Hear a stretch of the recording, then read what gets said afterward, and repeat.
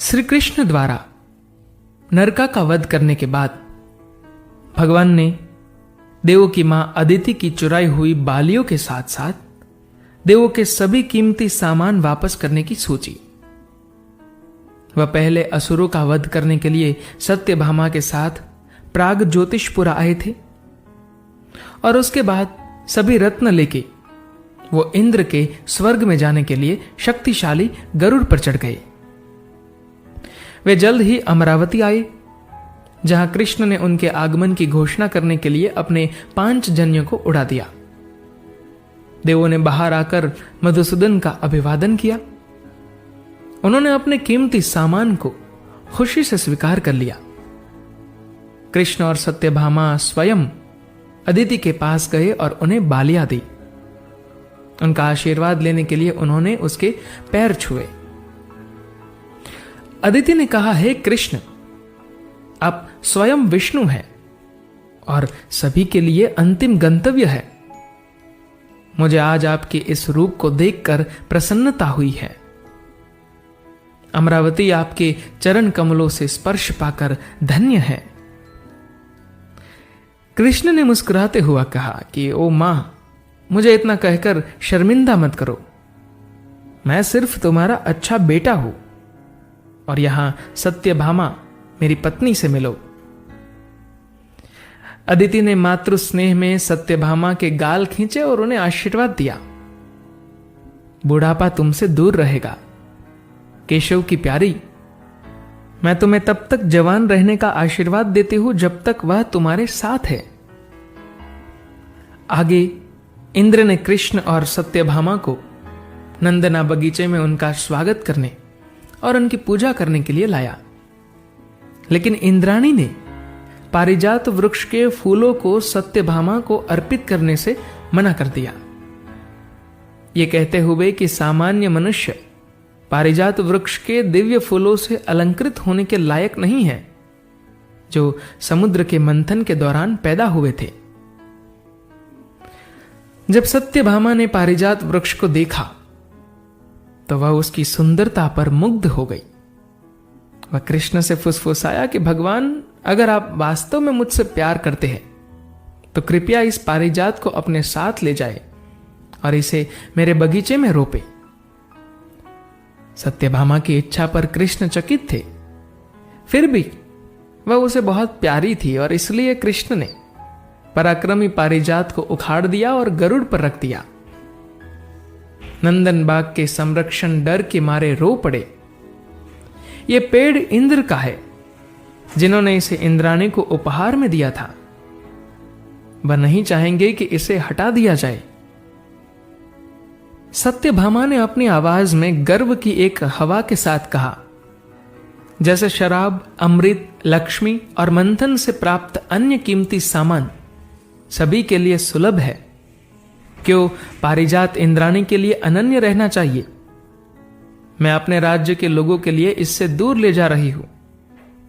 इंद्राणी को यह बताए कि यदि उसके पति के अंदर क्षमता है तो वह कृष्ण को हरा दे और पेड़ को वापस करने का दावा करे।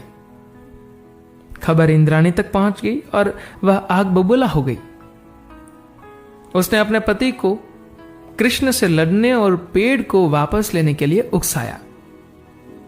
इंद्र ने अपने ऐरावत पर चढ़ाई की और गरुड़ द्वारा अनुसरण किए गए मार्ग का पता लगाया। ओ कृष्ण, आप क्या कर रहे हैं?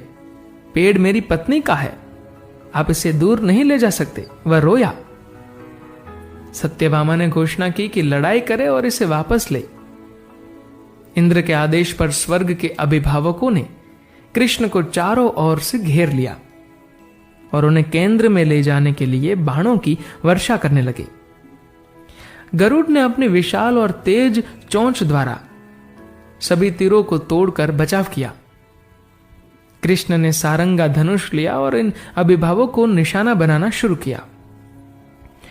ऐरावत ने भी गरुड़ पर हमला करना शुरू कर दिया, जो अपने भगवान का बचाव करने में व्यस्त था। इंद्र और कृष्ण के बीच युद्ध हुआ। जब चीजें हाथों से निकलती दिख रही थी, इंद्र ने अपने वज्रास्त्र को हाथों में ले लिया। ये देखकर कृष्ण क्रोधित हो गए और सुदर्शन चक्र उनकी उंगली के चारों ओर दिखाई दिया। अचानक सभी को रुक गए। अगर ये दोनों हथियार टकराते तो दुनिया खत्म हो जाती। इसे दूसरा विचार न देते हुए इंद्र ने कृष्ण पर अपना वज्रस्त्र फेंका। सभी देवों, गंधर्वों और अप्सराओं के हृदय की धड़कन एक क्षण के लिए रुक गई। हालांकि सत्यभामा को डर नहीं लगता था। उसने गोविंदा के कंधे पर हाथ रखा। सुदर्शन उनके हाथों से गायब हो गया। उसकी आंखों में एक अद्भुत चमक थी। जैसे ही वज्रस्त्र उसे मारने वाला था, उसने अपनी भुजा से वज्रस्त्र को पकड़ लिया। उस पल में इंद्र की प्रतिक्रिया देखने लायक थी। कोई भी इस तरह वज्रास्त्र से अपना बचाव नहीं कर पाया था।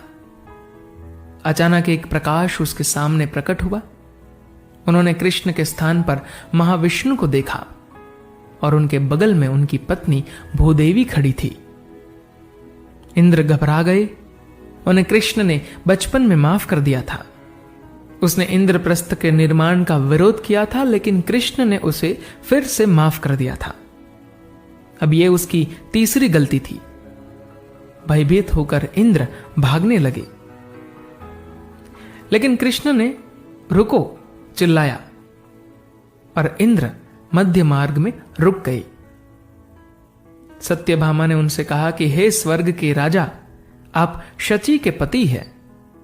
आपका दिखावा करके भाग जाना आपको शोभा नहीं देता।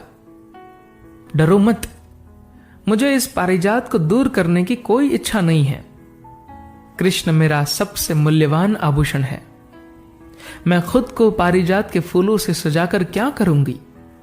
मैं सिर्फ आपको और इंद्राणी को एक सबक सिखाना चाहती थी। उसने मेरे लिए सम्मान की पेशकश करने से इनकार कर दिया क्योंकि मैं एक सांसारिक मानव थी। मेरा पति आपके बचाव में तब आया जब आप नरवन को मारने के लिए द्वारवती को पुकारने के लिए सभी तरह से आए थे। धन्यवाद की उदारता छोड़ दे। आप भी उसे और मुझे दृढ़ता से सम्मान नहीं करना चाहते थे। मैं तुम्हें यह एहसास दिलाना चाहती थी कि भ्रम लग सकता है। जो मनुष्य दिखता है वह स्वयं भगवान हो सकता है, और जो देवता दिखता है वह स्वयं लालची मनुष्य से भी बदतर हो सकता है। संपत्ति के लिए आप सभी देवों के सबसे बड़े इंद्र है। पवित्रता, दूसरों के बारे में क्या कहा जा सकता है? कृष्ण और सत्यभामा को लगातार नमन करने से इंद्र को पछतावा हुआ और माफी मांगी। कृष्ण ने कहा कि हे इंद्र, मैं एक मात्र मानव हूं और आप देवराज हैं। मैं इस दिव्य वृक्ष को उखाड़ने के लिए क्षमा चाहता हूं। कृपया इसे अपने हथियार के साथ वापस ले जाए। इंद्र ने झट से कहा, अरे नहीं प्रभु, मुझे यह कहकर पश्चाताप का अनुभव मत करो। मुझे पता है कि तुम कौन हो। वास्तव में मैं पहले से ही जानता था कि आप भगवान हो, लेकिन अपनी पत्नी द्वारा उकसाए जाने और इस पेड़ के कारण मैं आपकी पहचान को नजरअंदाज करने की हिम्मत कर चुका हूं।